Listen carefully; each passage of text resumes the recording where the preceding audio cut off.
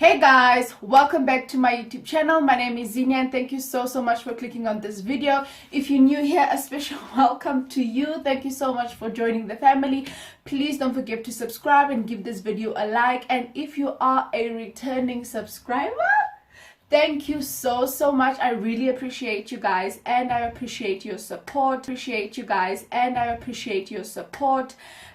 as you guys can see, I did take a while to come out with this. As you guys can see, I did take a while to come out with this episode or this review. Guys, the last few episodes were just a hot mess, especially from the final dates to up until now. So I thought, okay, I'll just make one big reaction video. So yeah, here it is. Without me blabbing too much, let's just get into the video.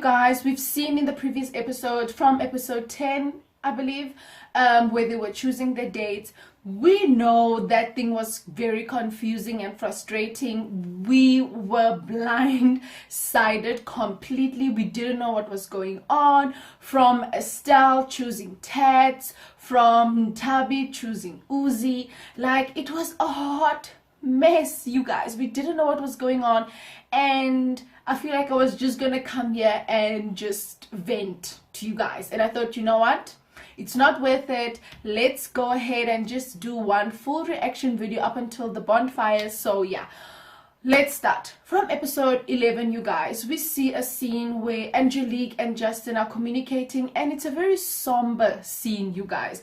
We've seen Justin's journey. He's been loyal from day one. He has been very consistent with his here for his lady, he's here for his girl, and he doesn't feel like he's going to be distracted. Do I think Justin opened up to the experience? Absolutely. He tried, you guys. He really did try, but yeah, his feelings couldn't budge. He couldn't get himself together to take it to that next level with Angelique, which is respectable, you guys. Like, I mean, Justin is the blueprint of a husband, you guys. Let me tell you, you want someone that is for you. You want someone that is loyal towards you, in your presence, without you in the presence. It is just beautiful to watch, and to see that there are guys like Justin out there should give hope to many ladies out there. As for Angelique, she was very graceful in this journey with Justin. She wasn't too pushy. She was very understanding. I also hope and pray that she gets her person. But yeah, it wasn't nice seeing this, you guys. You see literally two people that would make a good couple, but literally wrong time, wrong place, maybe in another life. We don't know. But yeah, moving on, you guys, we see an image of, or a scene of, Estelle and Tats in bed together with a pillow in between them. Now, for me, I'm just going to put it out there. I just feel like this is the most disrespectful thing that you could do. This is like bottom of the barrel behavior. This is not it. Not if you're seeing your boyfriend tonight that you haven't seen in weeks. Not if you are convinced now that you love your partner and that you want to be with him. Number one, you guys, let me just put it out there. Tats and Estelle have a romantic connection. They are sexually attracted to each other. Why are they in bed together? I don't know. Someone can say that no, but maybe it's just like friendship or whatever. I don't think so. I don't know why you would be in bed with your friend anyways. I don't know why you would be sharing a bed with the friend. I don't know. For me, in my books, I would chop you off. There's no way coming back from that. And saying there was a pillow in between, oh please, come on. Like, even if there was a wall between them, even if the Great Wall of China was in between them, I would still have a problem with this. I mean, throughout the journey, throughout the season, we saw them being flirtatious with each other, even on this episode, making very inappropriate jokes. The very next morning, you guys, they're having breakfast, and what's for breakfast? Sexual jokes. How about that?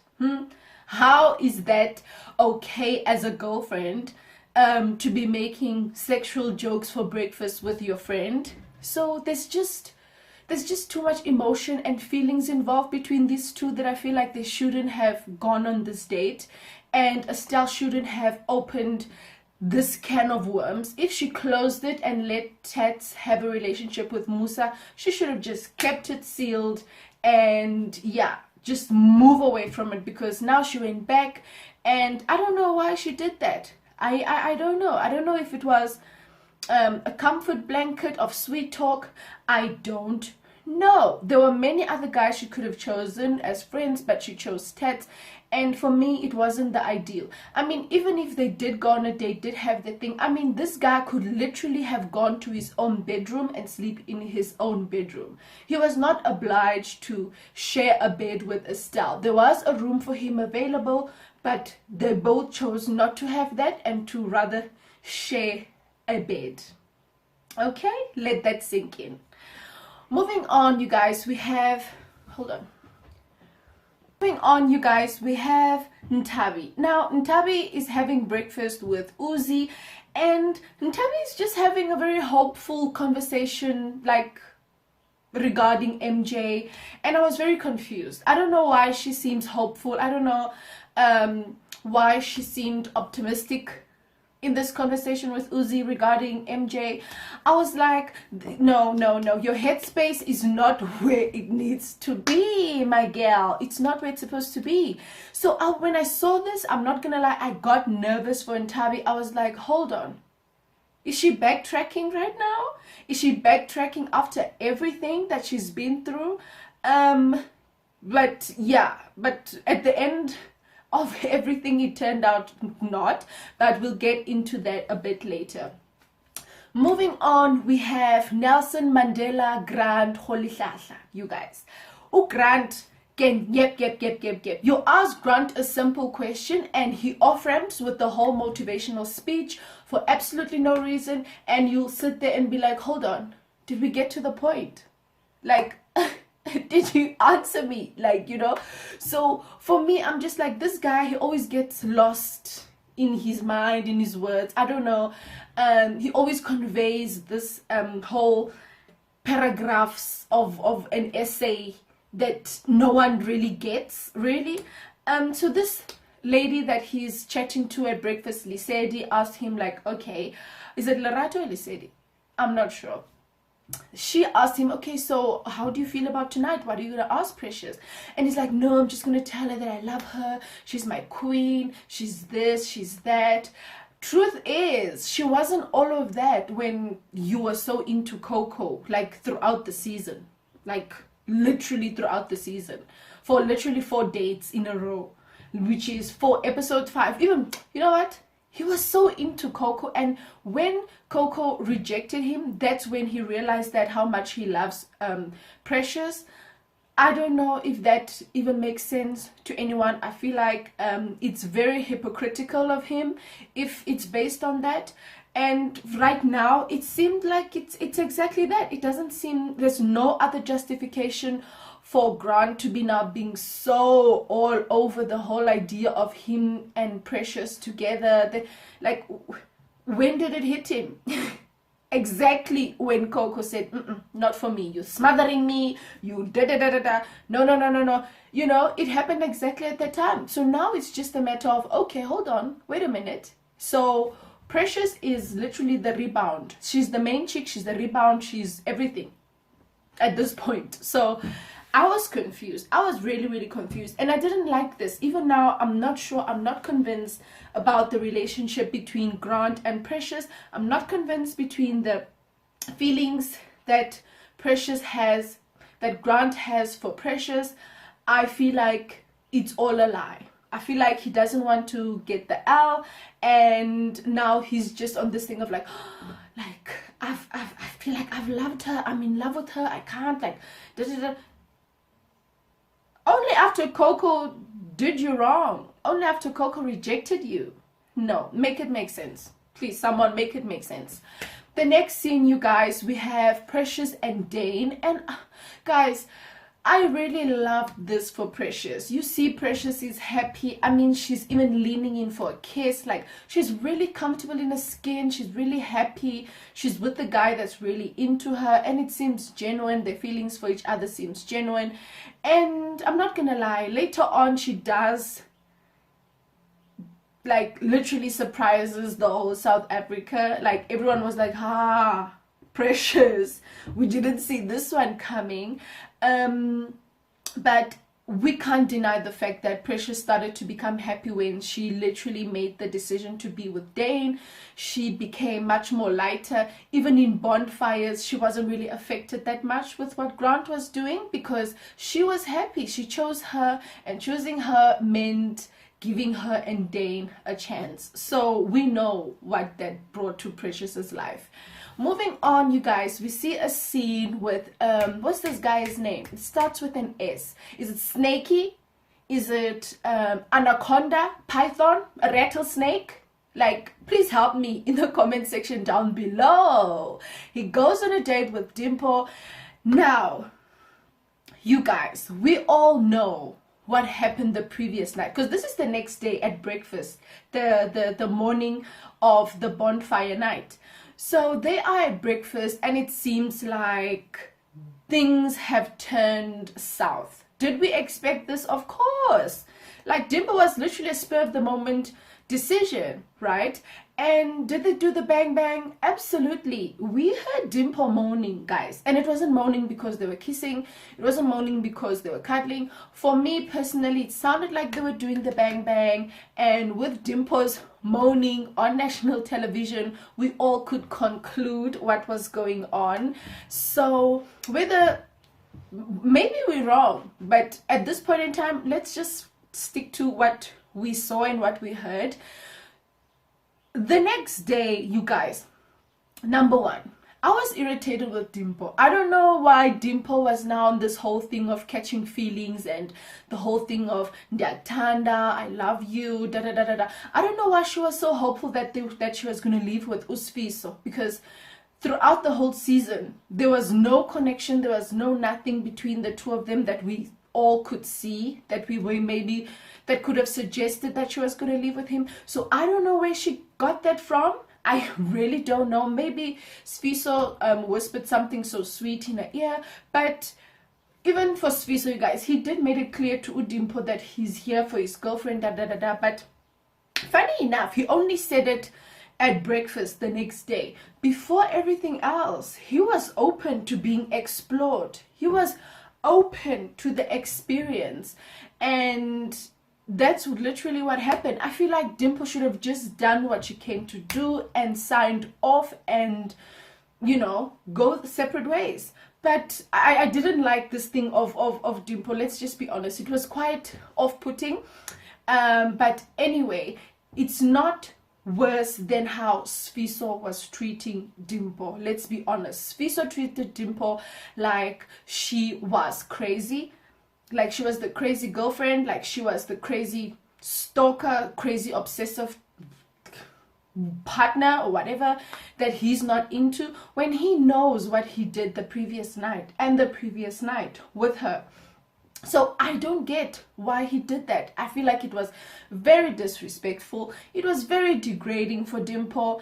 I didn't get it. I felt so bad for her, regardless of, maybe she did maybe get into her feelings. Maybe she really read the room completely wrong, and that is okay. But I feel like he should have made it clear to her in a more respectful way, because I mean, this girl was crying at breakfast and she seemed confused as to what was going on. And guys, the way this guy Snakey was just sitting there looking at her like, you've lost your mind, you are crazy, like, after doing the bang bang the previous night, are you joking? I got chills. Like, I literally got chills. If you are going to find a partner, whether it's a girl, whether it's a guy, or whatever your preference is, make sure or pray to God that it does not have the characteristics of this person. this person will ruin your life. You will have trust issues forever. You will doubt yourself. He will make you feel like you're the problem, and you're not. He is. We all have seen this. He's not honest. He's not trustworthy. He's a playboy. He's a F-boy. Like, I could go on and on, but it's not worth it. And then again, you guys, he does this thing of just walking off abruptly while you're talking, in the midst of everything. He does the most disrespectful thing. And I know some of us, we like to say that, no, maybe it's best to walk off when you're in an argument or whatever. But in this case, you guys, you can tell he's walking off to be disrespectful. He's walking off to make you feel bad, or to make you feel belittled or feel undermined. That's why he's doing this. He did it to the previous girl. He's doing it to Dimple. He's just trying to almost like putting salt on a wound. Like, it's I hate it. When I saw it, I was like, stop it. Why do you just walk off? Like, it's so disrespectful. It's like you don't regard the next person's opinion, or you don't care what they have to say. Dimple was not fighting, you guys. She was really just like confused. I don't know what was Dimple expecting in the first place. But Sveso was being rude. Like, he is hey, we're gonna get into it even more in a bit. So the bonfire begins, and the first person they start with is Justin. And Justin goes off, and he just goes through his journey. And we all saw Justin since day one. He was like just being loyal to his lady, and yeah, they were just trying to.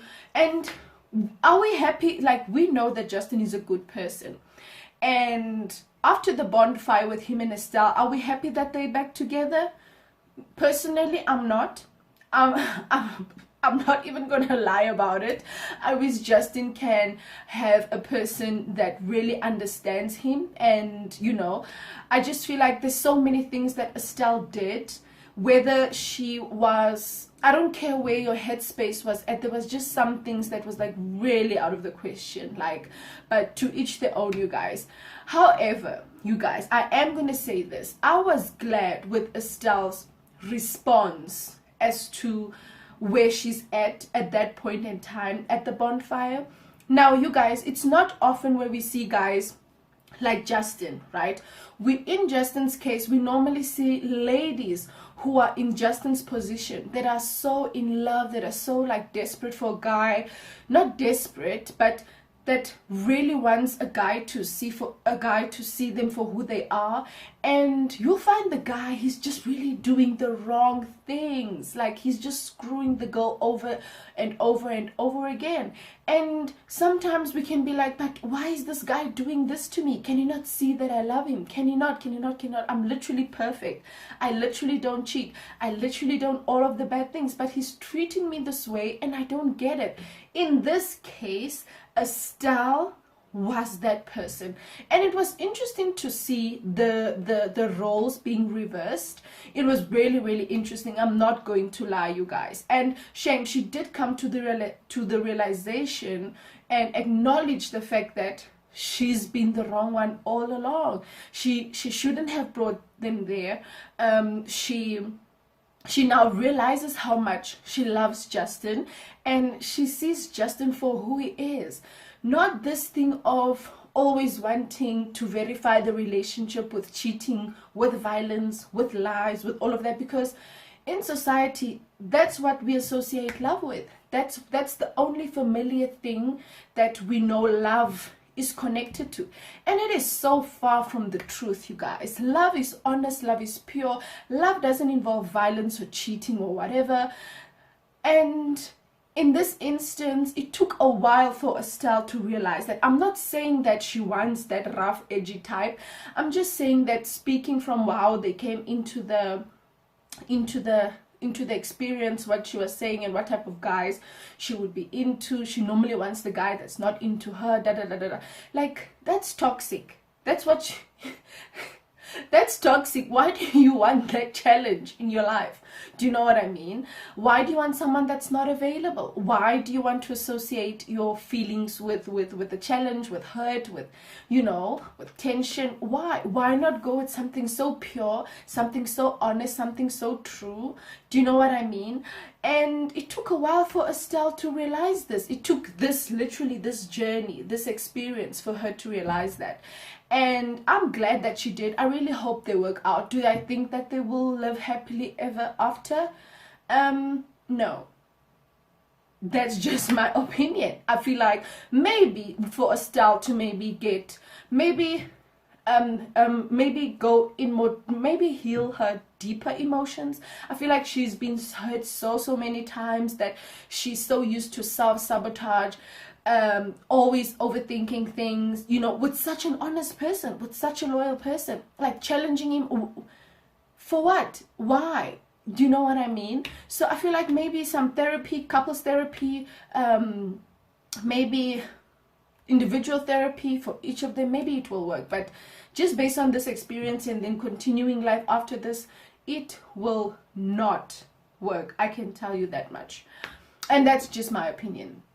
Moving on, you guys, we have Grant and Precious, and Grant is on his way to the bonfire, and he seems very optimistic about their relationship. He keeps on repeating he wants to live with Precious, and at the bonfire they there. It's a bit awkward because I feel like everybody didn't know where Precious's headspace was at, and they started communicating, and Precious, what really stood out for Precious was the fact that Grant said those things in his video where Precious, he hopes, and I quote, he hopes that Precious is respecting herself. For me, which is insinuating that Precious is maybe acting loose and that she is, she should contain herself more or less. That's what I was reading from what he had said, and I could be wrong, but that's what I took from it. And Precious was hurt by it, like any woman would. Like, why would you insinuate that kind of nonsense on national TV when you know what kind of a person I am? Do you know what I mean? So that hurt Precious out of everything, out of Coco, everybody involved in Grant's journey. That's what hurt Precious the most. And Grant was just there looking at Precious with puppy eyes, fake puppy eyes, because even then, you guys, I didn't buy it. I didn't budge for it. I wasn't feeling anything like, oh, he's so in love with her. No, I didn't get that. And so Precious was just expressing how much that hurt her. And it seems like they are a couple that have their close families involved in the relationship, because Precious was saying, you know what your parents are gonna think, you know what my parents are gonna think, or my family. So that sort of give me the impression that they are a couple, but also with the family has more or less kind of a say here and there, not much, but maybe. When she chose to leave with Grant, I was shocked, but more so disappointed. I really wanted her to leave either by herself or with Dane, but not with this dude. Honestly, I was like, he does not deserve this girl. And even on her way, Precious doesn't even seem comfortable with leaving with Grant. It was so icky to watch. I'm like, what are you doing? Why are you choosing this guy? You don't even want to live with him. It really looked like that with Precious's body language, and even the way she looked at him in the car. It was like she didn't recognize him. She seemed disgusted or disappointed, or maybe disgusted is a big word, but I feel like she didn't feel him like in a romantic way. She wasn't happy to see him. She wasn't leaning onto him like, I missed you or whatever. And I was just like, Precious, what are you doing? You going back, you literally backtracking, and I don't know why she did that. Is she doing it to spare his feelings? If she is, then for what reason? For what reason? If you've been choosing yourself all along, you have done yourself a great injustice by choosing this guy tonight. Then that's just my opinion. Moving on, you guys. Yeah. Hey, this one was too much.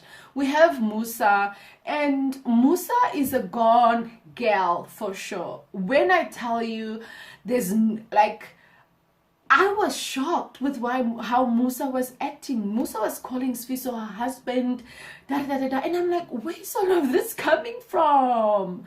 Like, I don't get it. Like, she completely flipped the script on us.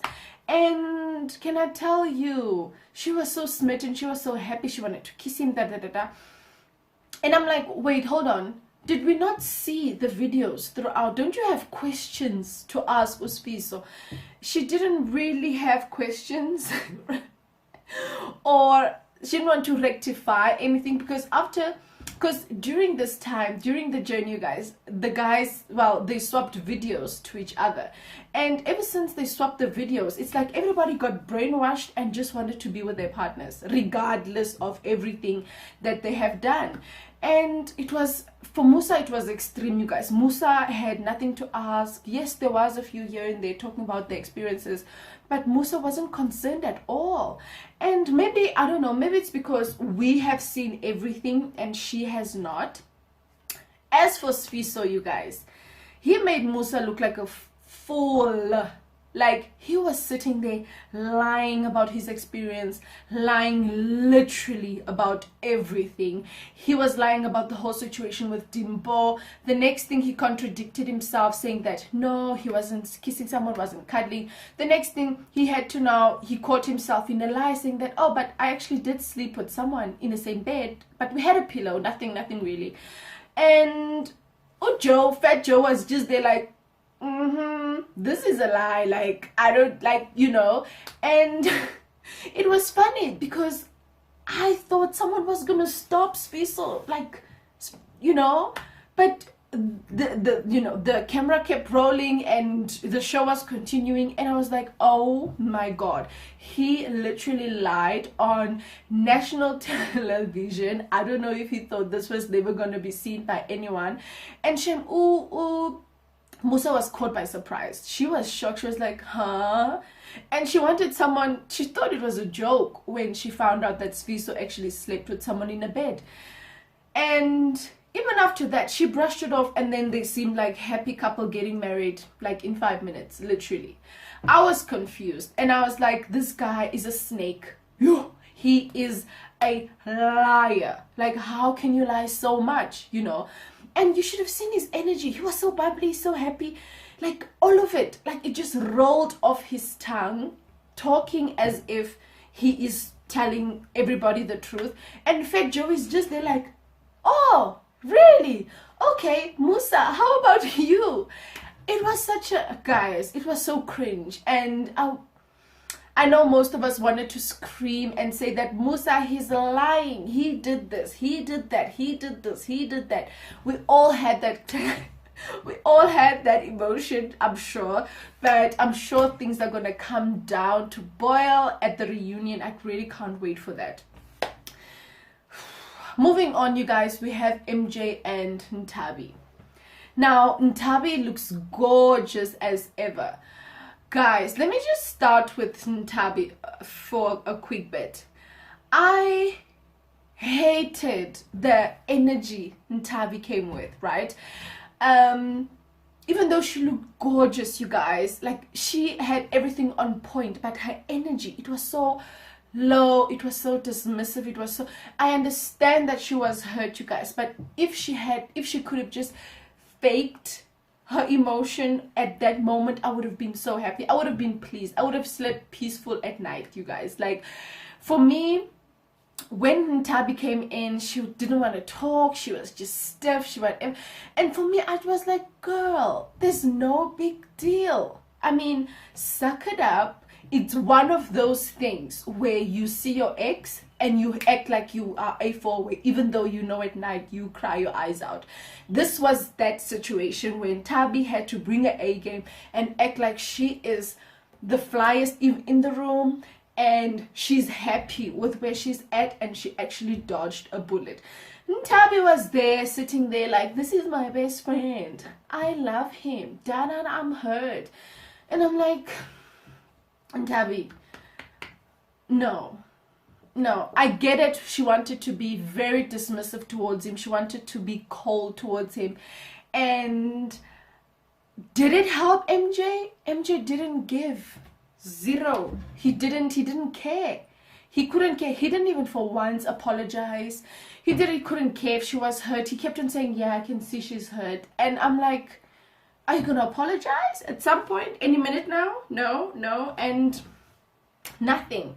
And Tabi's just sitting there robotic, and I'm like, girl, come on. I really hoped and wished that she could have, I feel like she could have done a better job. I feel like she could have came in there and be like, you know what, MJ, it is what it is. I wish you all the best and I'm good, you know, and be a little bit lighter, almost like a good riddance of bad rubbish kind of situation, you know.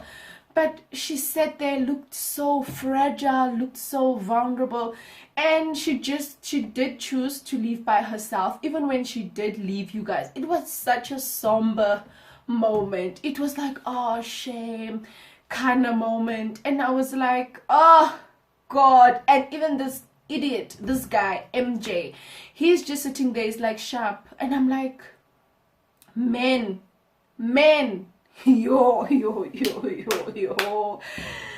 I was like, Tabi, even though she lay so vulnerable, and I just wanted to hug her. I'm like, I'm so sorry. And I didn't want that for her. I didn't want her to have pity. You know what I mean? I wanted her to leave there feeling like she has just offloaded a whole lot of crap off her shoulders and she's ready to explore the world, literally. But yeah, she was hurt, you guys, and it was just sad to watch. Of which I didn't want it to be like that. I wanted for her to, you know, get it together, deal with it, act like she's okay, and keep it rock and rolling, you know. But it didn't happen that way. As for MJ, MJ does not care about Nutabi, you guys. Like, I don't know. Not once did he acknowledge her feelings. Not once did he acknowledge his love for her. Not once did he acknowledge their relationship or even her. Like, it was just bad. I'm like, this guy, he didn't even apologize, you guys, to Nutabi, like, there at the bonfire. And I was like, this is bad. This is terrible. Then, you guys, Bontle comes in looking ever so gorgeous in her yellow dress, and they are now sharing the experience. At the end, Fetjo asks, like, okay, so are you guys living together? What's the next step? And she's like, no, I don't know. We haven't talked about it really. So for me, I was like, oh, so you guys are just living together, but as you leave, you go your separate ways. I was a bit confused. I really was confused. I don't know what's up with these two. I'm curious to see what's going to happen for the two of them next.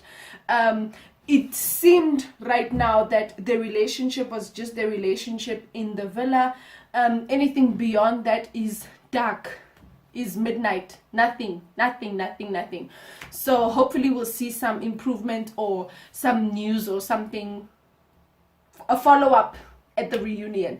So you guys, that is it for today's video. Thank you so much for watching, and please share your opinions with me in the comment section down below. Let me know what you think. I really enjoy your comments. I really enjoy it when you guys engage with me, and you guys have tea, like you guys have spice for real, you guys. And I feel like some of you would probably make somewhere somehow at DSTV.